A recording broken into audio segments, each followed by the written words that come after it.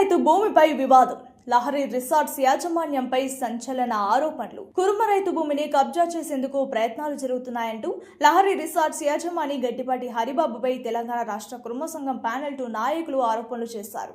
Hyderabad press club లో నిర్వహించిన media సమావేశంలో వారు మాట్లాడారు. పటాన్చెరు మండలం బానూరు గ్రామానికి చెందిన కనిక సత్యనారాయణ 1994లో భూమిని కొనుగోలు చేశారని తెలిపారు.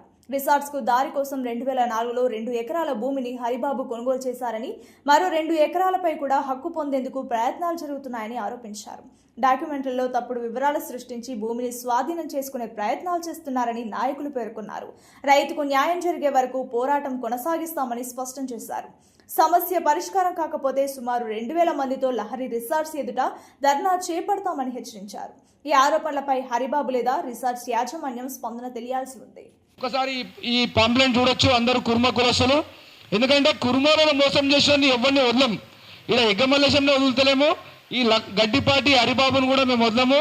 ఎప్పుడైతే మా భూములను కబ్జా చేయాలని చూస్తున్నామో నీకు బిడ్డ తెలంగాణలో తిరగనీయకుండా చేస్తాము. ఆంధ్రాకేలు వచ్చి నువ్వు మా మీద పెత్తనం చేసుకోం కాదు బిడ్డ హరిబాబు. నీకు మా కుర్మ కులం గట్టిగా సమాధానం చెప్తుంది. తొందరలోనే 2000 మందితోటి నేను ధర్నా చేస్తా. నువ్వు ఎట్లయితే కబ్జాలు చేద్దామని చూస్తున్నావో గవర్నమెంట్.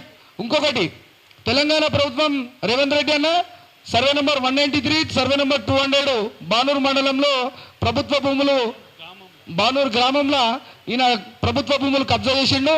ఒక్కసారి ఈ ప్రభుత్వ భూములు ఎవరు కబ్జా చేశారు అనేది కూడా మీరు చూడాలి. పటాన్చెరు మండలికి వస్తుంది ఇది బానూరు గ్రామం. ఈ లహరి రిసార్ట్స్ ఉంది కథ కూడా చూడాలని చెప్పి తెలంగాణ ప్రభుత్వాన్ని మేము